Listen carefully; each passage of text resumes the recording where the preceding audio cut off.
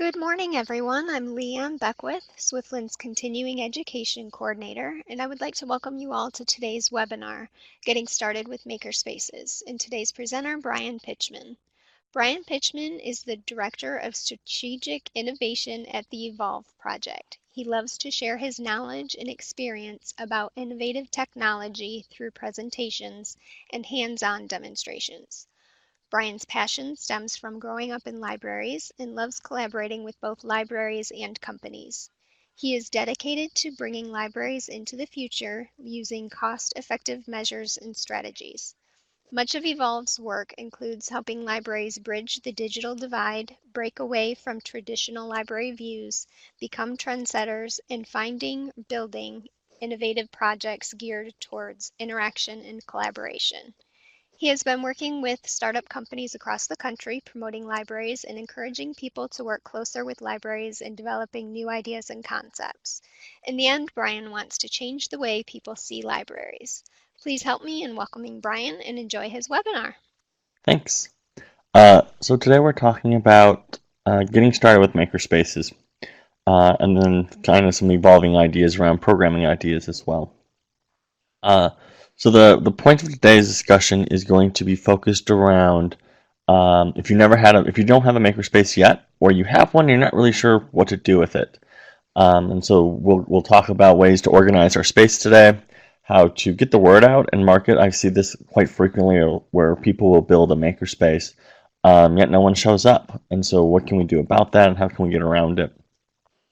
And then we're going to talk a little bit about planning for the future. What can we see our spaces evolving into? And then we'll wrap up with some other ideas or things to include into your space. At any point during the webinar today, feel free to ask questions and interrupt. I like to try to make it as engaging as possible.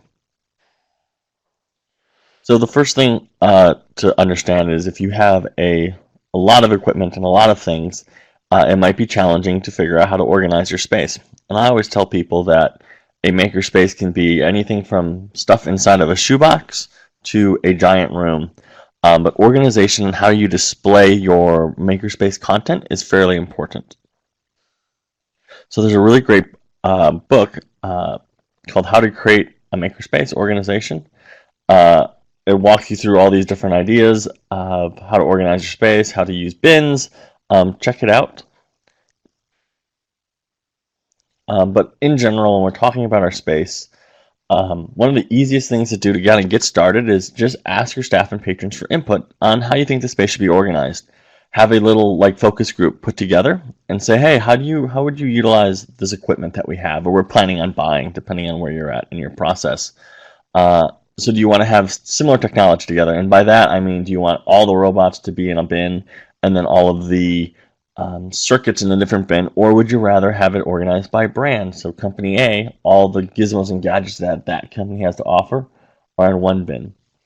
Other times people like the organized chaos, where each item is in a different bin or a different section, and it allows more of a fluid conversation with makerspace tech. The other thing that you should definitely do is label all your sets and kits so it's clearly visible. So for me, I have a miniature makerspace in my office because I have so much maker tech that I bring with me. Labeling it so I know what's in the bin and what extra supplies I need on a separate label makes life simple. So I have a craft kit where you can build a robot using craft materials. And so on my bin, I have a sign or a little index card I made that tells me what other supplies I might need if I'm going to utilize this piece of technology. One of the other really neat things that I see people doing in makerspaces is have an in-progress space. So if someone's working on a robot or a game that they're developing or even a 3D creation, it's really neat when you walk into a makerspace or into an area where you're going to be making and you see all these things that people are working on that's almost finished. It's really, really great. Someone questions, how long is a person allowed to keep an in-progress space or table? That's entirely up to you. If you don't have a lot of people making stuff, then I would say you extend that in-progress space for a little bit longer, but challenge those users so it doesn't get stale. So if the same item is out there for 3 weeks, for instance, or the same set of items, people will feel that it's stagnant, it's not moving, the space is failing. And so you could rotate items out every week, and that will always give you that fresh vibe of, hey, look, there's something new going on. What are people working on now?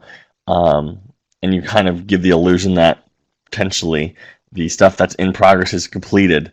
Um, but it's all for conversation pieces. So you would update as frequently as you can.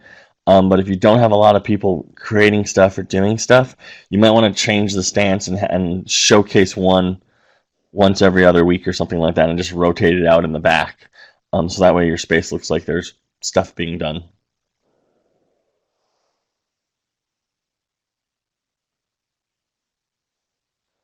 When we talk about storage, there's lots of options and methods that people use. And I always vote for using clear bins. Don't use anything that has sealed cabinet doors where you can't see what's inside, or locked closets where you don't know what's in them. Um, the point is to make sure that when people come into the space, they see everything that's accessible. Other organizations will put their makerspace tech behind a circulation desk, and the circulation clerk will basically turn around, grab whatever kit they wanted, and hand it to them. I side on the side of caution with that, only because you want to make sure that it's easily accessible. Having to ask someone to use a piece of equipment can sometimes be a challenge for some people. So having it easily accessible in clear bins lets everyone know what you have and what it might do. Another person comments, our makerspace is in a separate area that doesn't get any traffic unless someone is using it. How can we show what can be worked on? So I'm trying to remember the library's name I visited. They live streamed their makerspace room. So at any time, at any time they wanted patrons to be able to see if anyone's in the room, how busy it is, what's going on, and so they live streamed it, and then they also had a little TV monitor set up, in like the front foyer. So when you walk in, you can see what people are building. And sometimes they would put on like a little like poster board of what projects people are working on, which I thought was pretty cool. Or you can even do take a photograph of what people are doing and make like a little PowerPoint slide and say, "Are you interested in doing this? Come visit that." And you can get a. It's really simple to buy a mobile cart with a TV mount on it. Somebody else mentions we have a lot of traffic and we need to keep things locked, but could we use a display case instead to feature a sample of what we have to offer? That's really cool. Like one of those glass display cases you'd see when you look at jewelry or something along those lines. Yeah, that'd be neat. And then you can have like make little cards or something like that talk about what each item is, so someone can use it as a reference point when they ask.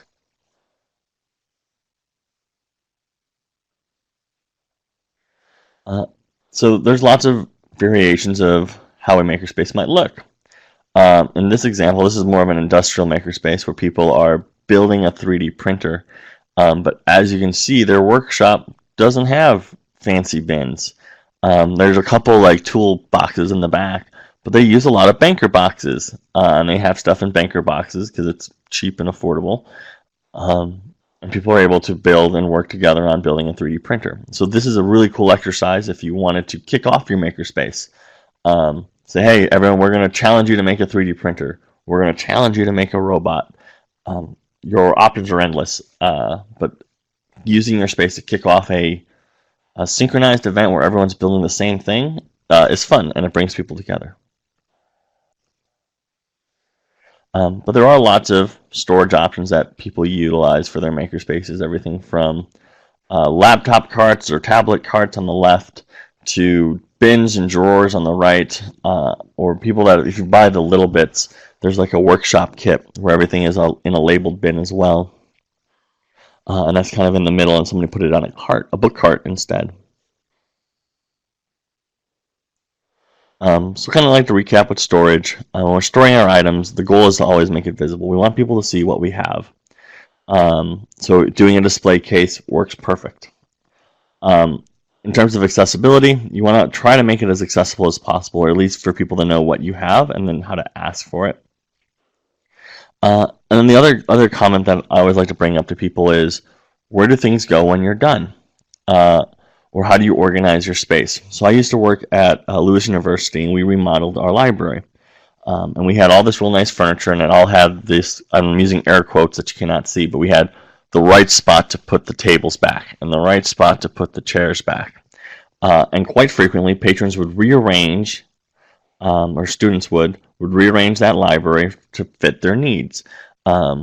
And so one day, somebody was getting really frustrated, and every night they dragged all the furniture back to where it's supposed to be.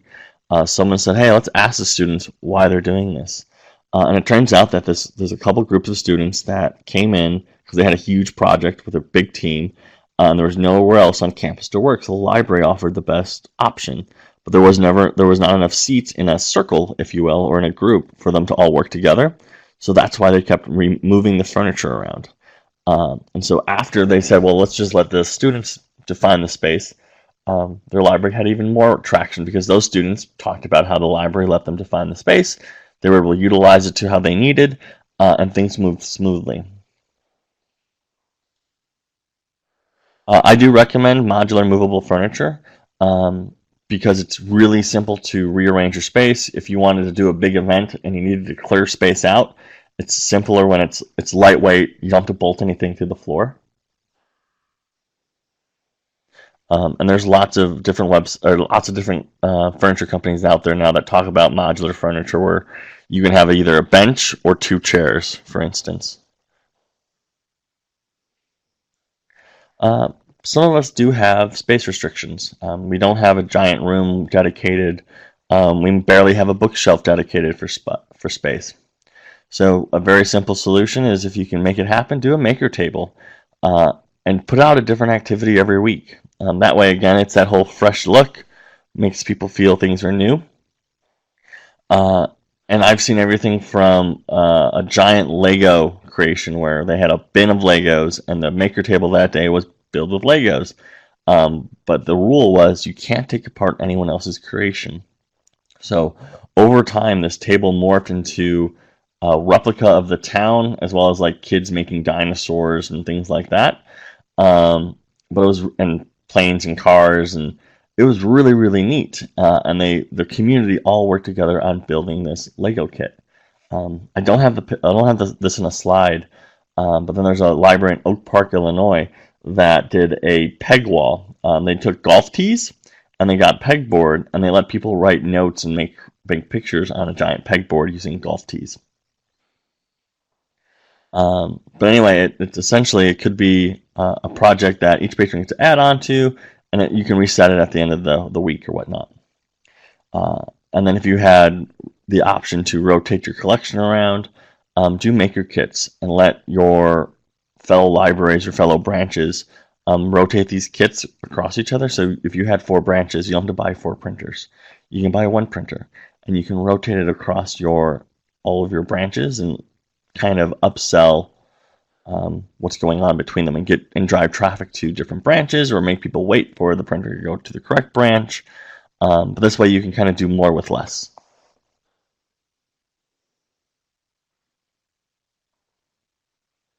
One of the other things that people always like to talk about is overcoming security concerns. The idea is it really needed? So ALA did a loss rate report, but based on the studies they reported, the loss rate is 0.15 to 0.5% per year, with an overall loss rate of 4 to 8 with inventory. And it turns out when people dug in deeper, why do books go missing? It's most of the time it's not because of theft. It's because they were simply misshelved, or they were just simply lost by the library users, where they paid item loss fees, and even the ones that are stolen, the electronic detection systems do minimize some of that risk. But so we did a scenario in our library where we bought these little things called Siftio cubes. They're like little small LCD screens that you can link together to play games. You can do spelling games, math games, where you put the cubes together to complete a math problem. And everyone was worried that they were going to be stolen because they were like an inch by inch. And so we decided to take down a camera, remove our security desk, and move this Siftio cube set into the foyer, so it's really easy to walk, grab a cube, and walk out. And instead of these cubes being stolen, what people did was they would play and then put them back in the charging kit. And it was really nice to see how people all took ownership of, this is something really nice, let's all take care of it together.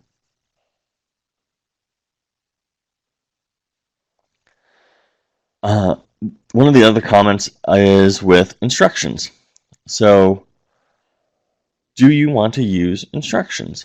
And so I do a lot of workshops with makerspaces or maker fairs, and I will occasionally bring instructions and not bring instructions just because I always like to continue to test. And it turns out people will play more if there's no instructions. If I give someone instructions, usually what happens is they'll read them, do step by step of what they're supposed to do, and then finish. They won't try to do something different. They won't try to make something new. They'll just do exactly as instructions read and call it a day. If I don't provide instructions, people usually will fail, and they'll try again, and they'll get smarter, and they'll get better at it. And then they invent new ideas, or they show me that they can do something new with this piece of tech that I didn't even think of. And if I would have given them instructions, they may not have went down that road and discovered a new way to utilize an item. And so the other way to do it is be around to answer questions and provide help.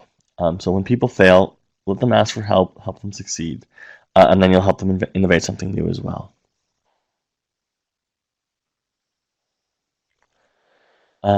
In terms of makerspace rules, there's all sorts of different conversations about whether or not you should have rules posted in your library, and what rules mean.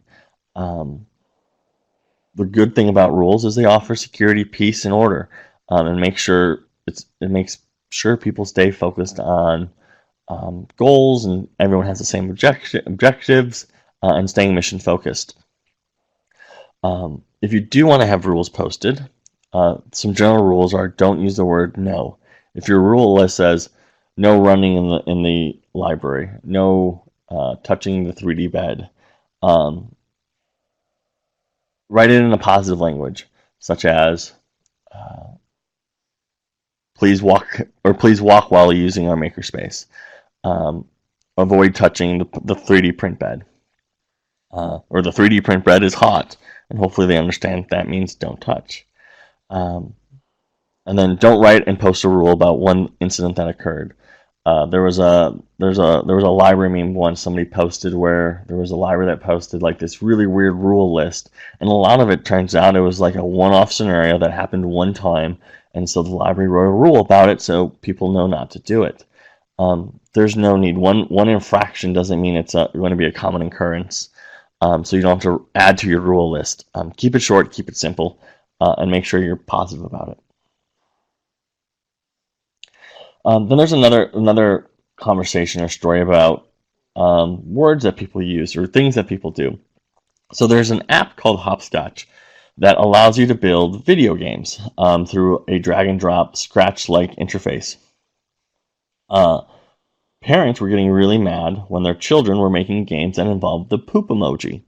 So there were programming games where you would throw the poop emoji at, instead of like a food fight, it was a poop emoji fight, where two characters would run either side of a screen, and you hurl poop at each other. And so people got very offended and very upset about it. So the developers were thinking, well, should we remove the poop emoji? It's offending people. What do we do? And it turns out they decided that, you know what? It's okay. Because at the end of the day, the kids were programming.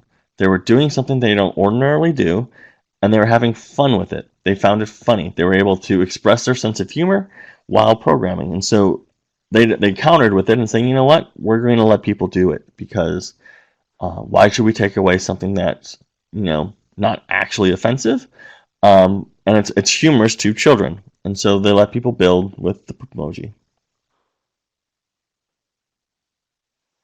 So switching gears a little, next we're going to talk about marketing our space. And different ways to get people to talk about everything that you're doing or everything you're trying to accomplish.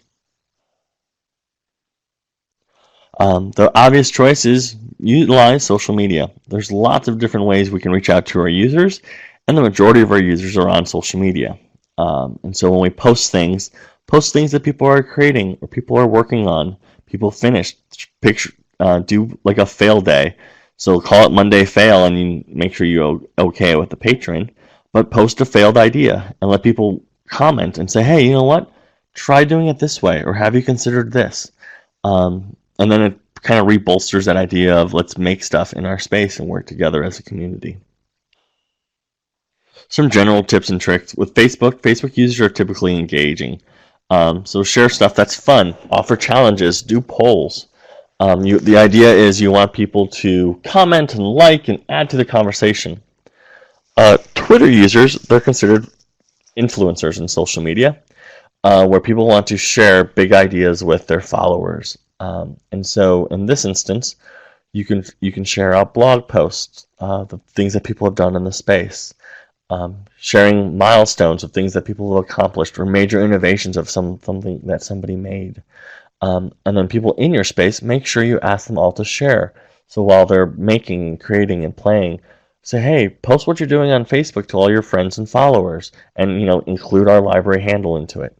And this will help foster some of that marketing.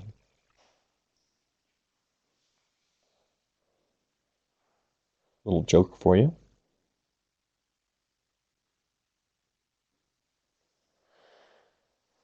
But the idea is you want people to self-promote. The best type of marketing is marketing done by your users.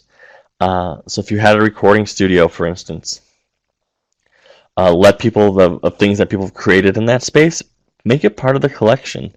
Host a movie night or a Battle of the Bands event, and let people showcase their work to the community. Offer up like juice and popcorn, and bring everyone together so all these bands or all these future producers can show what they've done. If you did programming, do a robot night. If somebody made a video games in their programming environment, host a game night where people can kind of show off the game they made and let users play it together. If you're doing stuff with engineering, if you're using tools like Little Bits or Squishy Circuits, do a wall display, or like we talked about earlier, a display case, and let people show off what they built. Same thing with robots. Or if you really wanted to, do a battle of the robots or battle of the bots. And let people build robots that kind of battle each other. And that brings people together because those individuals participating are going to brag about how cool of an event they're in. And if your makerspace is more art or craft orientated, display it. Let people borrow things. I've seen libraries let people add stuff they made. So if they made a painting or a mural, they would add it to the library's collection so you can check it out as a piece. That's in the Netherlands. Or they utilize some of the content that people make as part of the library ambiance. So if a patron made a really cool 3D printed object, they'll make that as part of the furniture art that's inside the library. Another thing to reach out is your local businesses. So instead of thinking at a patron level, think of it at a business level. So work with those local businesses and saying, hey, we have a 3D printer. If you want to prototype ideas, come on by and we can help you. If you need help making marketing materials, if you need Adobe Connect or not Adobe Connect, if you need Adobe Creative Cloud to use Photoshop or Premiere, we have that. If you need a place to tinker, so they say that one of the cool ideas of tinkering, so if you did a brainstorming session and you wanted people really to brainstorm, you would actually bring puzzles with, such as Rubik's Cubes or those, like get the wooden pegs out last and whatnot. But having all this stuff to tinker helps you think. And so you can leverage that. Or even a space to just simply hang out and meet people. Let these businesses know that these are services you offer, and then they can come to your library. And then in turn, as their fee, you can ask for help. So turn your local businesses into educators for your space.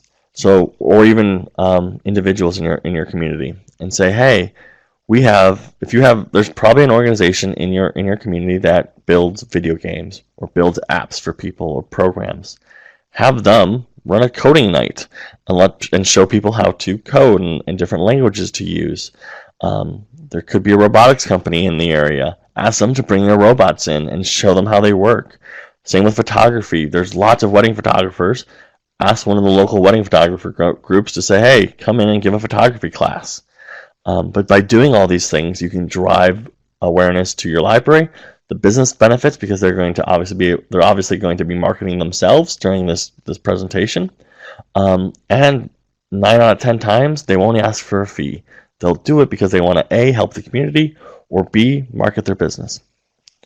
At the same time, those groups, if you're running a program and you're running a program on photography, ask all the local photography businesses to reach out to their client and say, hey, there's a workshop on photography. We would love for you to see you there.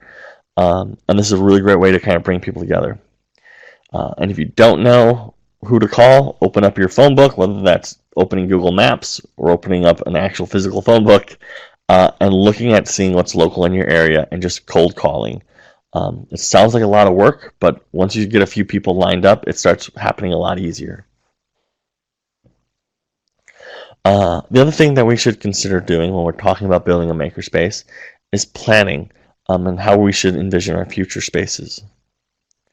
The first is staff involvement. You will have your promoters in any environment. You'll always have people that promote new ideas and challenge new ideas. One of the things that I always like to do is I stick a challenger in a room with a bunch of promoters and let them just hash it out. And most of the time, the promoters can convince the challenger to, hey, this is a really great idea. The other thing you can try is, if you have a whole bunch of new tech, give everyone one piece of technology to learn from. And whether that's a robotic ball or a 3D printer, assign everyone a task of figuring out how to do something. And what's really great is if there's a challenger that didn't like the new idea but had a good time playing with a piece of tech, they're suddenly going to become a promoter without knowing it, because they're going to brag about what they figured out and how they did it and how great it is. And that's how you get staff involved. When you do staff training, you want to teach non-technical. You're going to have to teach non-technical people the technical of how to kind of do some of the more techie things in a makerspace. But then you have to teach the technical folks how to exhibit empathy, how to kind of partner with people, not use technical terms to non-technical people, because that never works. And so there's the customer service side of things, and as well as the skill set side of things you have to consider when you're planning with your staff and developing a staff training. Other things to do, work with your local school curriculum. If you are a school, then that's really simple. If you're a public library, you'll have to reach out to that school and say, hey, we want to build a makerspace. What types of things are you doing that we can help augment? The other piece to keep in mind is many of the tech gadget companies also build curriculum for free. And so you can utilize kind of what they've designed and what they built, and match it to your core competencies that your schools are trying to accomplish. The other piece is to start small. You don't have to buy everything. There's a whole bunch of maker tech out there. You don't have to buy entire large sets. You don't have to buy like the master collection of anything. You can buy the single item. Here's one robot. Let's see how it works. If you're trying to sell it to administrators, the best phrase to use is call it a pilot program. We want to pilot 3D printing. We want to pilot robotics. Or call it a beta. And that usually resonates with administrators fairly well, especially board members, because they're like, oh yeah, we want to pilot. We want to be innovative. We want to be ahead of the curve. Instead of saying, let's do a makerspace, and they go, I've never heard of this. Let's not do that. But by calling things pilot or betas, it seems to work better.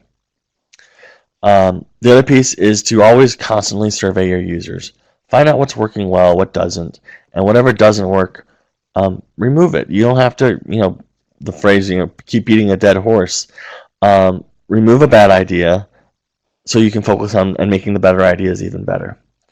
The other piece is budgeting appropriately. There are some resources inside of a makerspace that are consumable. If you're talking about 3D printing, for instance, filament's a consumable item.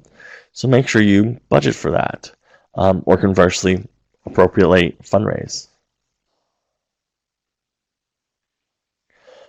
So switching gears just slightly, I always encourage people to survey.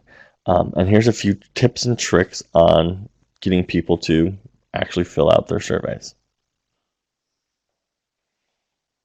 Always keep them short and sweet.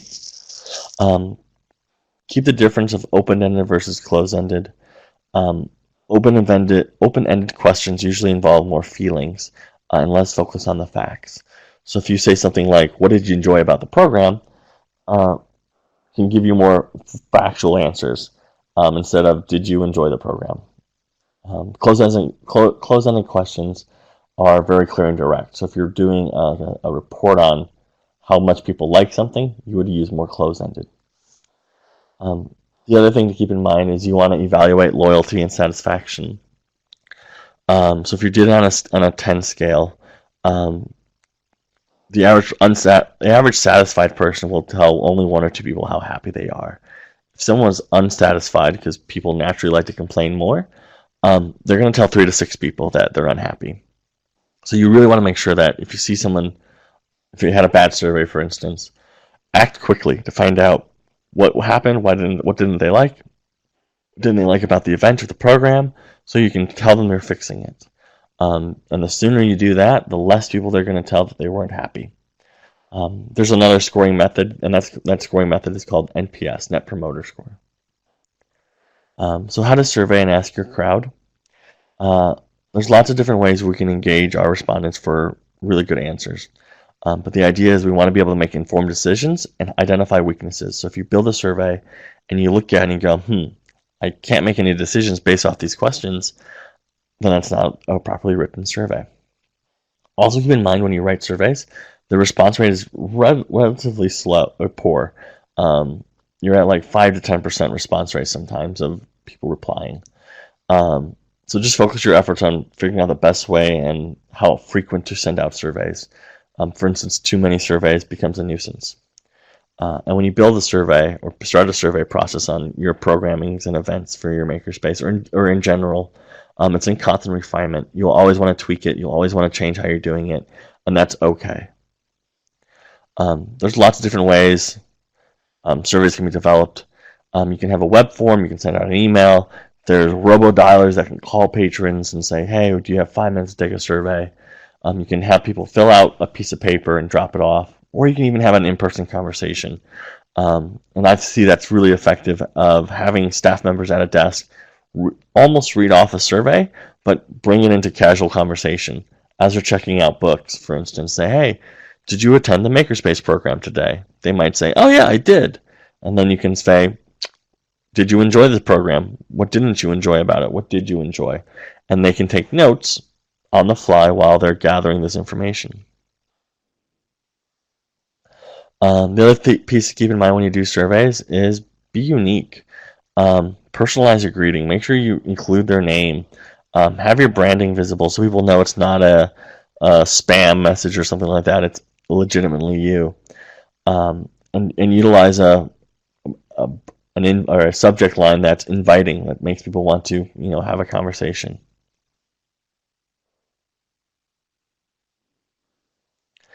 And then switching gears to our last section is programming ideas. So for me, I'm a big proponent of just open play, having all the stuff out and letting people play and do what they want. I like less structure and more kind of organized chaos, where people can bounce around and kind of do what they want. But there's always still a need for having kind of a focused attack on an event or programming space. So when we're talking about robotics and programming, there's lots of different activities we can do, lots of different events, and so here's a couple. So when we're talking about programming ideas for coding and robots, one of the most exciting ways to do it is through a tactile programming, where you build a maze and you let people get a robot from point A to point B. Tactile programming is programming something without a computer. So there's robots, and I'll show you a couple in a little bit, where you can just push buttons on a robot and it'll move. And the idea is get it to navigate through the maze or get from point A to point B while avoiding these obstacles that are in the way. If you're using your computer, it's more goal. Try to do it with more goal orientation. So say, hey, we're going to build a program today. We want this digital character to do this. Make it happen. How would you make that happen? Then there's also a really fun way it's called design orientated. So you build a story and you program a robot to that story. For instance, if you wanted to tell a story of a robot going to the grocery store, how would you do that? So you would draw out a map, for instance, of where the robot lives and where the grocery store is at, and what the robot has to do to get to the grocery store. Does it have to go over a bridge? If it does, what moves should it make? When it gets to the grocery store, does its arm have to pick up a grocery cart? And so these are all things that you can incorporate into your story. Does the robot meet a friend on the way, and does that friend join them? When you code or build a robot and you program to it, what's really fun is building an obstacle course that the robot now has to traverse through, or create a race, and the first robot that goes through this course or just from point A to point B wins, or even doing battle bots, because that seems to go over really well. A couple products. So the Sphero ball, it's a little robotic ball, and they have a few different versions of it now, but still one of my favorites is the Spark Plus, where you can play games like play tag, you can do painting activities, you can teach the ball to dance to music, or you can build an obstacle course and have someone drive the ball around, or program the ball to move on its own. What's really fun to do as an outreach method is take these Sphero balls, for instance, to outreach centers. And by outreach centers, I mean like a train station or the coffee shop or the video game arcade place that all the kids hang out to after school. Go to these, bring your ball, and drive it around. And people will come up to you and say, hey, what is that? And this is your chance to market and say, this is a Sphero ball. You can come to our library and you can play with this for free at any point in time. Dash and Dot are two other robots that you can utilize to teach you how to program. They make sounds, they light up, they can interact with each other, and it's really fun to make Dash, the one with wheels, talk to Dot. And so when he finds Dot, make an excited noise. And so you can program these feelings into these robots to kind of also create stories, but also show that robots can be emotional. There's also robotics competitions. Lego has one. There's a company called Vex Robotics that also has one. It's like a cheaper version of the Lego, that can do a lot more, and you can actually 3D print out all of these pieces. They have all the schematics. If you lost a piece, they'll tell you how to 3D print it. And then Ozobot is another robot that's this adorable little 2-inch high robot that you can program with color or through a variant of Scratch. The idea is, if you're doing something in color, you draw lines with a colored marker, and each line will tell it to do something. So if it sees a blue line, for instance, and it's a straight blue line, the light will turn blue. If it sees a green line, it'll turn green. But you can also do dash patterns. So if you did black, red, black, or black, red, and it reads that, the robot will move faster. And so you can do all these commands where you can make the robot dance. You can make the robot turn left or turn right. And then with the Scratch version, the way that would work is you would tell the robot a series of commands you wanted to do. So if you had a maze, for instance, and you wanted the robot to go through the maze, you build the code in Scratch by dragging and dropping the commands. It'll flash to the robot and tell the robot, hey, these are the steps you have to take, and then the robot will move. Meeperbot is it's a smaller company where you can build Legos on top of like this motorized vehicle, and it's really great if you want to do battle bots with Legos. It's simple. You build your Lego creation, and then you have people crash your robots back and forth, and whoever loses the most pieces loses. Other companies include Finch. It's from a company called Bird Brain Technologies. And this is one that you tether to a laptop through a USB cable. So you can build a really cute little obstacle course and then have the Finch go through it. And there's a whole bunch of sensors on the robot too, so it can feel if it gets touched. It can see if there's how much distance is in front of it. It has a temperature monitor, so you can have like a fan blowing cool air out, and say, hey, if you feel cold air, go back, and you can incorporate natural elements into your obstacle course, which is pretty cool. And then Kubelets.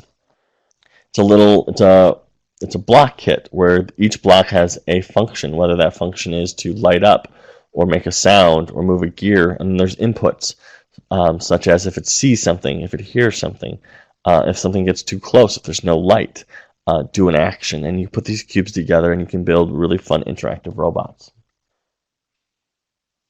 And then Wink is probably one of my favorites. It's a robot that you can teach programming C++ to.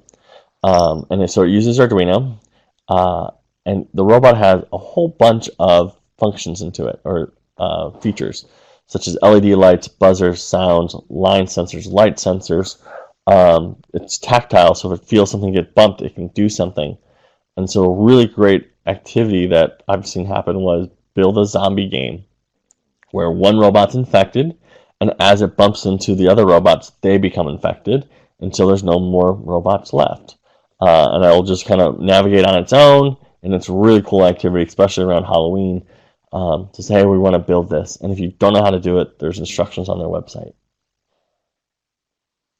And the last robot that I like to show is Little Robot Friends. And so what they are is it's a robot that teaches us or focuses more on emotions. And so the robot has these little sensors on the sides. So there's a sensor on its head and two sensors on its sides. And you can have it be emotional robot. So if you touch someone's hair, are they usually excited or upset about it? So you can figure out what that emotion might be to a robot. Does its eyes change color? Does it make a high-pitched sound or a low-pitched sound? You can tickle the robot. So what kind of emotion should that be? And you can start programming all these interactions with an output. A more advanced robot is the Hummingbird kit, built by Birdbrain Technologies. And the idea is this kit comes with gears, motor, sounds, lights, and all the wires that you need. And then you would use craft materials to make an interactive display. Whether that's a robot, you can build, somebody built a dog, so when you walk up to it, it barks and wags its tail. And you program it all through Scratch. For tactile programming, or program without a computer, Cubeto is a great option. The way Cubeto works is there's a board that you see on the left side with these colored tiles on it. And each tile means something. So one tile means turn forward, one's right, one's left, go back. When you put these tiles in place and you hit go, this little Cubeto character will move on a map. What's really awesome is they have a storyboard with it. So on the map, depending on the map you're using, there's one of a town. So there's a library, there's a school, there's a river, there's a boat. And you can say, Cubeto, go to the boat. And you would read your story and figure out how to program Cubeto to go to that boat. Another tactile game is Bebot or Bluebot. So the difference is the Bluebot has a Bluetooth chip. So you can send commands through a tactile board, which is in this picture. Otherwise, you see on top of the robot are a couple arrow keys. You can push these arrow keys and have the robot move. And the last piece is teaching kids to program. One of my most favorite apps is Hopscotch. And again, it's very similar to Scratch, where you drag and drop your commands and you build a game. What's cool with Hopscotch is you can see what other games people have built, download them and edit them, and recreate them as your own. Switching gears, we talked about robots. You can also do circuits and engineering. When we're talking about activities for that, simply the easiest way to kind of introduce circuits is do simple process-driven or a one-phase type of a circuit, such as turning on a light switch. Other options include story-based, so tell a story with interactions. So someone comes home, they turn on the light, they then dim the light, they want to turn on their TV, and how that would look. Other scenarios is create a map of the town and add lights to it, utilizing whatever circuits or lighting kit that you have. Some more complex circuits would be the design challenges. So accomplish a scenario in which the light turns on when there's no more light available. If it's dark, have these lights turn on automatically. Or using art as an output. So let's create an art display using circuits. And then when you're talking about programming, you would introduce lights and sounds, and then you move it into movement. So make lights and sound occur if there's movement, and then make it interactive. So having it interact when it hears certain sounds or when it sees a movement. The most popular kit is Little Bits, which was recently bought by Sphero. So it's an open source library of all these electric modules that you can click together to create a circuit. Squishy Circuits is another great product. Using like Play-Doh almost, where you can put a battery pack into 2 clumps of Play-Doh to energize it. And then you can put LED lights, you can put motors, sounds, light switches, fans, and you can create like cute little displays using Play-Doh as well as LED lights and whatnot. Switching gears again, 3D printing and prototyping. When we talk about 3D printing, it's more than just going to like a Thingiverse website to find a picture you like and print it. But that's one way to kind of introduce 3D printing. But the best way is build a design or edit one and see what occurs. So find a design that people like and say, all right, we found this Yoda character. Let's make Yoda's ears bigger. How do we do that? Once you figure out how, let's print it. More advanced ones are using a 3D printer to build something. So there's lots of kits available online that can walk you through how to do it, but you can get a drone kit and print out all the drone pieces, get the gears and motors and put them all together, or 3D printers or robots. The last piece is solving issues. Community project to print models of buildings in the town. If you wanted to do like a replica of the town, 3D print all the buildings. That would be a fun activity. Or people print prosthetics for people that need them and ship them around the world. Somebody asked, do the patrons or customers pay for materials? How is cost configured? So there's lots of different ways that you can do that. Some libraries don't bother with the cost of a print. Others will weigh it, and they'll come up with like a 10 cents per gram printing fee. And that basically will come out to how much filament did they use and how much did they pay for the filament. So if you bought like a pound of filament for $10, do the math. How many ounces for a print would make you be able not to have to, lose money on 3D printing. I don't know if that math made sense. But that's how you can kind of recoup your costs if you needed to. Other times they just let people print.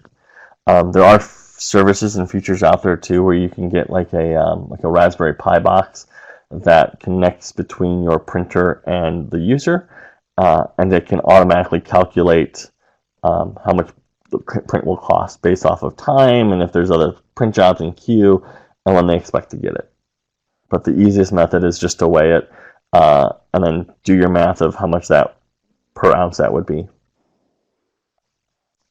3Doodler is another product that's really fun, and the latest version of 3Doodler works fantastic. And the idea is you can 3D print simply by drawing, and then you can kind of display these works. And now 3Doodler has a whole bunch of templates you can download and use, or buy in a book, and so you can create some really cool creations with it.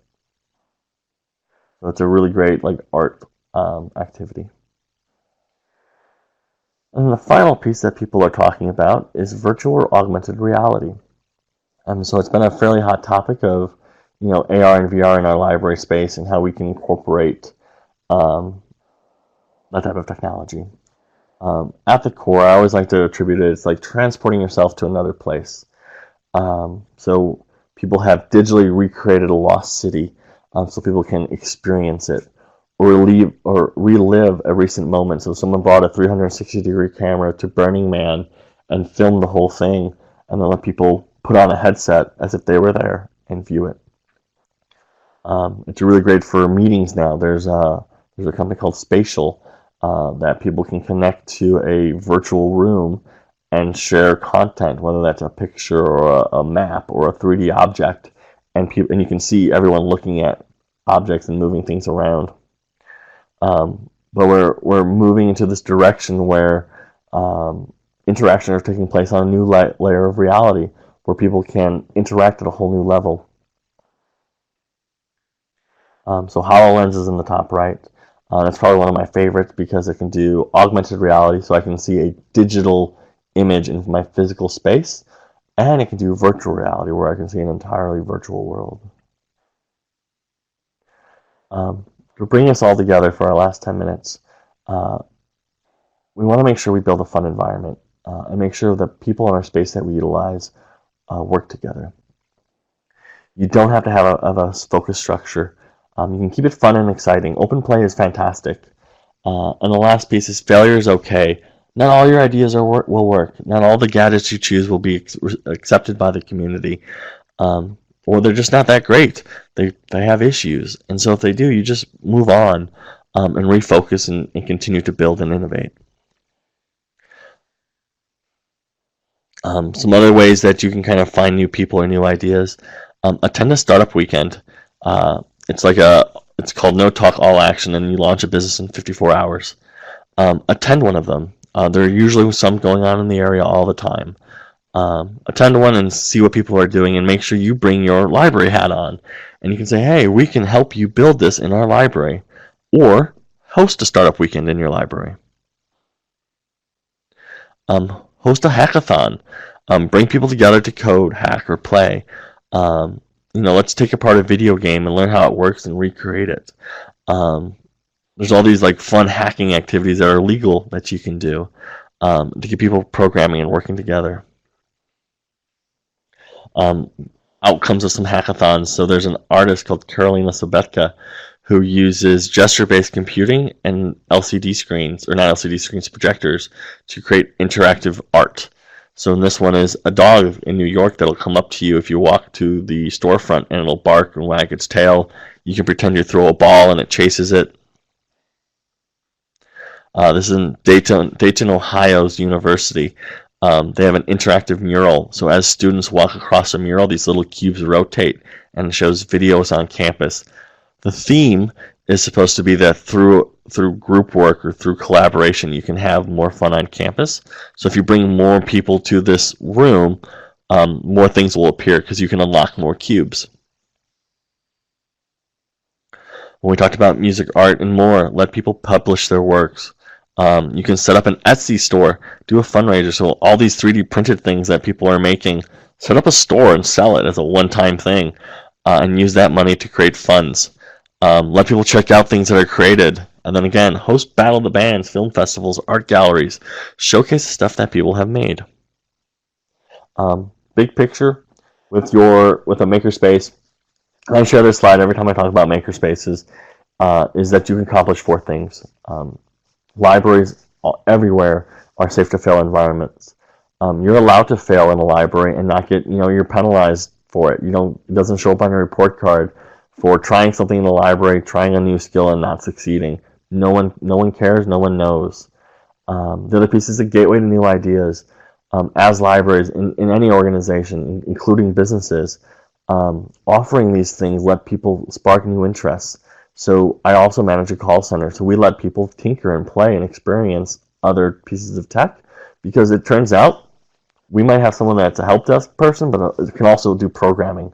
And without offering them the opportunity to experiment and play, we don't foster our employees properly. But the same goes for students and patrons. As libraries, we're really good at providing new tools and resources. So why not continue doing that with our makerspace and providing these tools and resources that not everyone can buy. Not everyone can buy a $500 3D printer or a $2,000 VR setup, but a library can. And how do we make that happen? And the last piece is, what if we help start the next big entrepreneurial startup? What happens if we help a library launch a new big idea that's highly competitive in the tech community, and they make billions of dollars? and 5, 10 years down the road, your library wants to rebuild, but you need $1 billion or even $1 million, who do you ask? That startup company you helped raise. A couple other places to watch for ideas. Crowdfunding websites like Kickstarter and Indiegogo. Attend the Consumer Electronics Show in Vegas. There's a website called Living in Digital Times that hosts like awards for most innovative products. Check that out. Utilize social media. Be active. Follow people in the tech community. And join those community startup hubs. There's lots of co-working spaces or startup groups. Join them and see what people are doing and what they're building, and see if they want to participate and do that in your library space. So I gave us 5 more minutes for questions. I know I threw out a lot of information at you. Hopefully you got some ideas of where to get started, who to leverage for help. Are there any questions, comments, or concerns?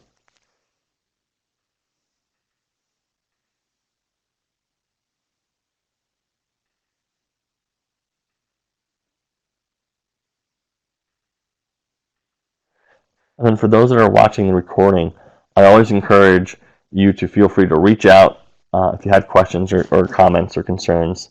And I'll be more than happy to kind of answer them or point you in the right direction or give you more detail on anything you want.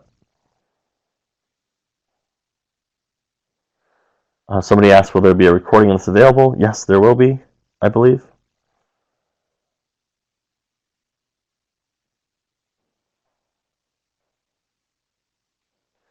There is a part 2 of this webinar as well. It's Evolving Your Makerspace, I believe. It'll be in February.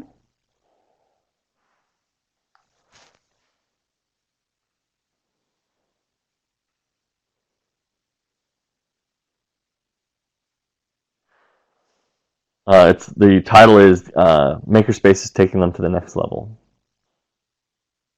And that would be on February 5th.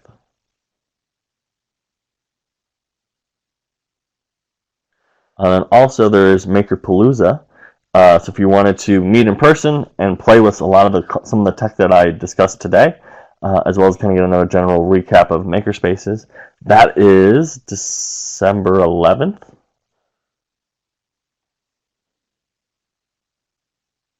Looking forward to seeing you there.